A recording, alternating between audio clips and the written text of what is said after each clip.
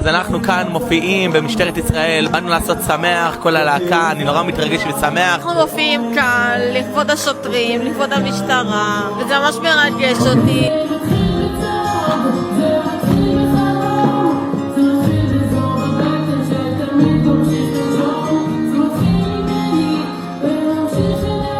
אני בבית שמש בהופעה עם הלהקה, טקס יום העצמאות, לפני שוטרים.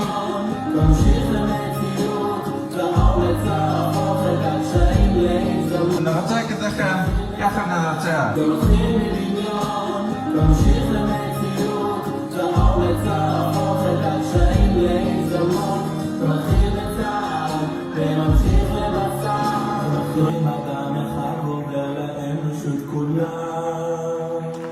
נו, איך היה? כן.